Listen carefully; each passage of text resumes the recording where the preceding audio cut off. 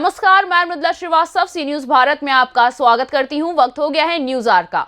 E tendering के विरोध में जिला रेवाड़ी के खंड जाटूसाना में पिछले 7 दिनों से चल रहा सरपंचों का धरना प्रदर्शन अब तूल पकड़ता जा रहा है और इसी कड़ी में आज उन्होंने प्रदेश के मुख्यमंत्री व पंचायत मंत्री का पुतला फूंककर सरकार के प्रति अपना विरोध प्रदर्शन किया और कहा, सरकार सरपंचों के अधिकार छीनकर केवल पूंजीपतियों के घर भरना चाहती है, जो सर्वथा अनुचित है और जब तक सरकार ई टेंडरिंग प्रणाली को खत्म नहीं करती, इनका विरोध जारी रहेगा, क्योंकि 2 लाख में तो एक नाली तक का निर्माण नहीं हो सकता। पिछले 1 हफ्ते से ज्यादा हमारा धरना प्रदर्शन को हो गया। क्या मांगे आपकी? हमारी मांगे है जी, ई टेंडरिंग को वापस लिया जाए, सरपंचों को उनका हक दिया जाए। कितने दिन आपका धरना प्रदर्शन जब तक सरकार हमारी मांगे नहीं मानने की, तब तक हम ये अपना धरना प्रदर्शन चलता रहेगा और सरकार के खिलाफ हम ऐसे ही आवाज उठाते रहेंगे। क्या मांगे? मांगे यही है जी, एक तो सरपंचों को इनका हक दिया जाए, पूरा ई टेंडरिंग को खत्म किया जाए। हम कोई चोर थोड़ी है। इन्होंने देवेंद्र बबली ने पहले ही कह दिया भाई सरपंच चोर है। सरपंच कहाँ से चोर है? दूसरी वो धमकी देते हैं कि इलेक्शन दोबारा करवा दिए जाएंगे। अब उनको अगर यही लगता है दोबारा करवा लो इलेक्शन, ठीक है। जब तक आप सरपंचों को पावर नहीं मिलेगी, काम कहाँ से करेंगे? किसको सुनना पड़ेगा? गांव के प्रतिनिधि हैं, गांव वाले उनसे ही सवाल करेंगे कि काम ये करो वो करो, तो सरपंच ही काम करेंगे ना।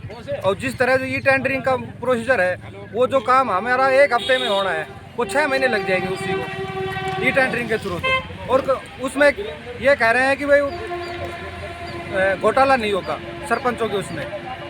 अगर हम ई टेंडरिंग करते तो घोटाला तो तब भी होगा। सरपंच चोर थोड़ी तो घोटाला करेंगे। सब अपनी मेहनत से करके हैं, सभी अच्छे प्रतिनिधि हैं और कोई ऐसा नहीं करेगा। सरकार को हमारी मांगे माननी चाहिए। मामला क्या है कि आपका 7 दिनों से धरना प्रदर्शन चल रहा है, क्या मांगे रहेगी आपकी? सरकार क्यों नहीं मान रही है? सबसे मुख्य मांग हमारी टेंडरिंग बंद करने की है। पहले भी कार्य सरपंच की सलाह की पावर से काम करते थे, उसको भी जेई टेक्निकल पास करता था, एसडीओ अप्रूवल देते थे, तो भी कार्य होते थे और वो अब दोबारा उसी प्रक्रिया से हो सकते हैं। अभी एसडीओ के थ्रू वापस काम करने की जो प्रक्रिया है टेंडरिंग की, वो बहुत ही गलत है। जैसा कि 2 साल में मैंने मेरे गाँव बेरली खुद में देखा है, 2 वर्ष में ग्राम सेक्रेटरी द्वारा सिर्फ 24,000 रुपये के काम करवाए गए हैं 24 महीनों के अंदर। सरकार बिल्कुल गाँव में विकास नहीं करवा रही है, अपने निजी लोगों को लाभ पहुँचाने के लिए प्रक्रिया चालू की है। राइट टू रिकॉल जो हमारी मुख्य मांग है, जो सरपंच को बाउंड ना करके MP MLA पे भी लागू करना चाहिए। सरपंच प्रतिनिधि जो गांव में चुनकर जो आते हैं, गांव के लोग वोट देके बनाते हैं, इसी प्रकार से विधायक और सांसद को भी बनाया जाता है। तो राइट टू रिकॉल पॉलिसी तीनों जगह लागू होनी चाहिए और जितनी भी हमारी पंचायत के जो कानूनी अधिकार है, पंचायती राज 1994 एक्ट के अनुसार वो सारी पावर सरपंच को दिलानी चाहिए, ताकि हमारा गाँव खुशहाल हो सके। हमारे 70% पब्लिक जो है ग्रामीण अंचल में हरियाणा की रहती है, तो जब गाँव का विकास संभव नहीं होगा तो हमारी मुख्य मांग है। तो मैं सरकार से अपील करता हूँ कि हमारी मांग को मानकर हमारे गाँव का विकास कराने की कोशिश करें। क्या मांगे आपकी? हमारी मांग यही है कि जो सरकार ने सरपंचों का 2 लाख रुपए का जो किया है, 2 लाख के अंदर 18% GST है, 36,000 रुपये कट के 1.5 लाख रुपए की पावर के लिए बोला है उन लोगों ने।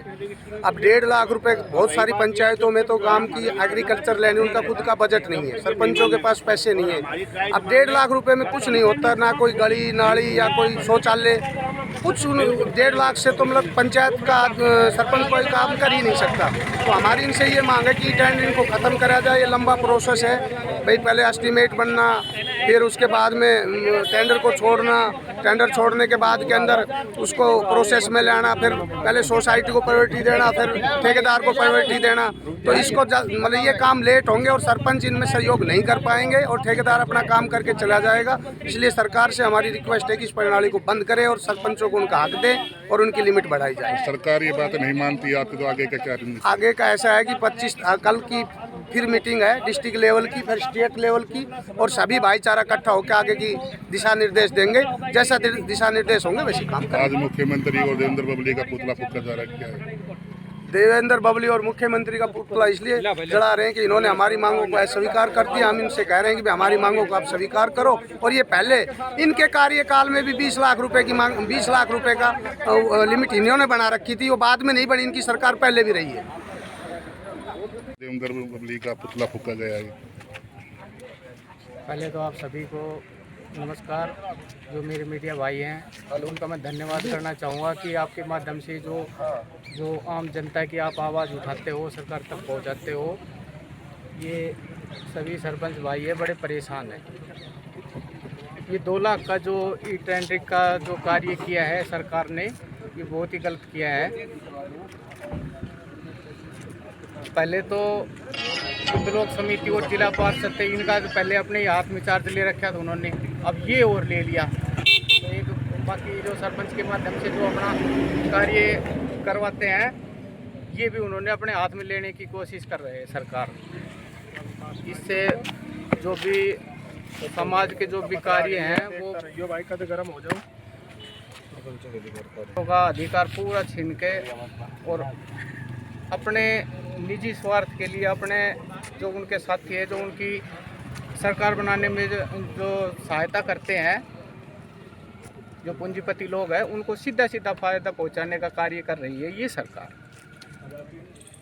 कहेंगे क्या मानते हैं इसको? देखिए, मैं इसको ये मानता हूँ कि पारदर्शिता होनी चाहिए और ये मनोहर लाल की सरकार जीरो टॉलरेंस की नीति पर चल रही है और मुख्यमंत्री ने खुद अपने पास भी अधिकार नहीं रखा हुआ है। इनको कम से कम 2 लाख का अधिकार तो दिया है सरपंचों को, मुख्यमंत्री के पास तो 1 पैसे का भी अधिकार नहीं है।